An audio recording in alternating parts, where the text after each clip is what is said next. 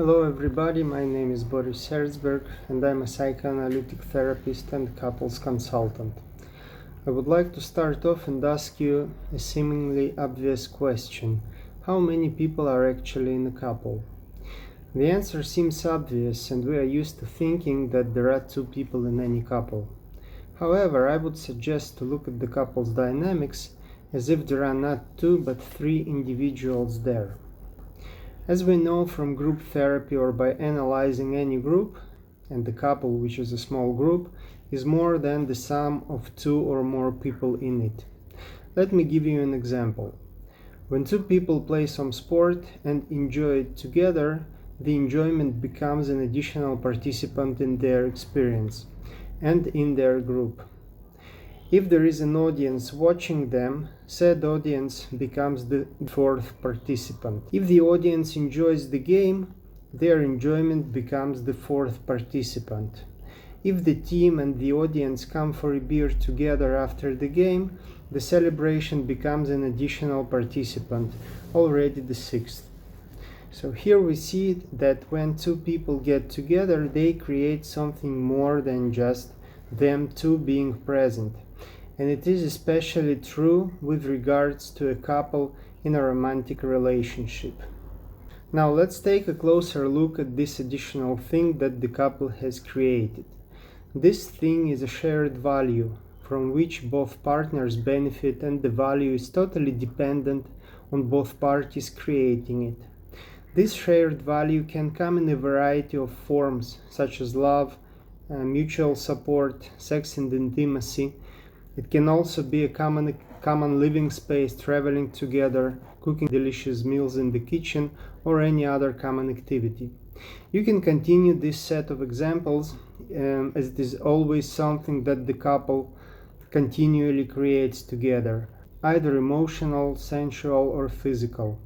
This third constituent, shared value, shared space, becomes a separate and additional entity to the couple, and it also brings a meaning to the couple's life. So the amount of constituents in the couple is not two, it is actually three, and the third component, the invisible child that you as a couple create, becomes critical when the couple starts to experience problem. So let's call it from now on the invisible child. I would even go that far to contend that the shared space becomes a couple's first child.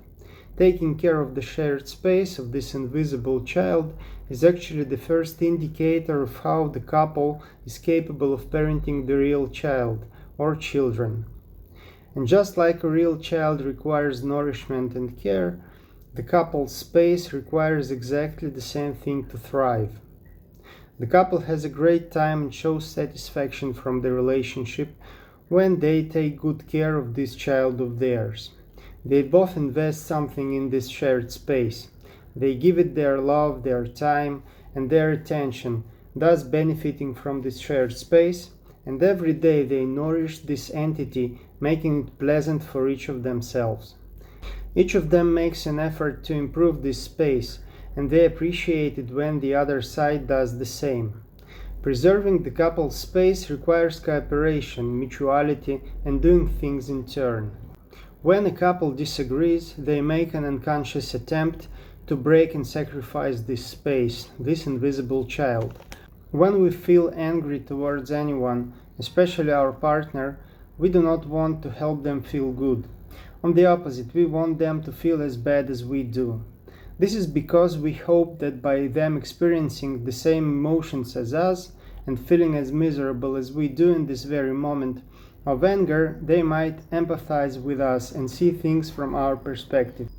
So when the partners are unhappy about each other's behavior, they stop taking care of this couple's space and they make it less pleasant for each other. Many common activities cease. Communication and dialogue also come to a halt. This can result in both partners either shutting down, creating an unpleasant and threatening silence between them, or withdrawing from the space altogether, leaving the invisible child uncared for. Another thing that the couple does is abandoning the couple's space, the invisible child. One of the partners may start to withdraw from shared activities and responsibilities, such as grocery shopping, cooking, or running errands. Obviously, it leaves the other partner frustrated and unhappy, having to do twice the amount of work. This, in turn, will eventually lead to anger and dissatisfaction, causing the other partner to withdraw and abandon the shared space as well. The couple may also use their shared space for revenge by intentionally creating a toxic atmosphere when angry or frustrated. The premise behind it is, I'll poison the air you breathe even though I breathe it too. Seeing you feel bad makes me feel better because I feel revenged now. This toxic atmosphere includes being intentionally inconsiderate towards the partner, for example, making noise in the kitchen at night, inviting guests which the other party doesn't welcome, not following the previously accepted house rules, disturbing the partner's state of calmness, and so on. So what do I want to say with this video? Imagine that your relationship is not between the two of you, but also includes the invisible child, which goes by the name of couple's space. You nourish this child together, and the better you take care of him or her, the better your relationship as a couple will be. Here I would like to give you a little exercise that might help you and your partner strengthen your relationship. Close your eyes and visualize your couple's space. Try to imagine it in as many details as possible and focus on them.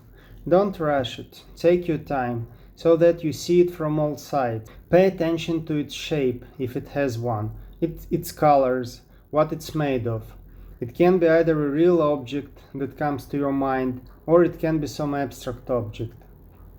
Then take a moment to draw it out. After that, ask your partner to do the same exercise and compare your drawings.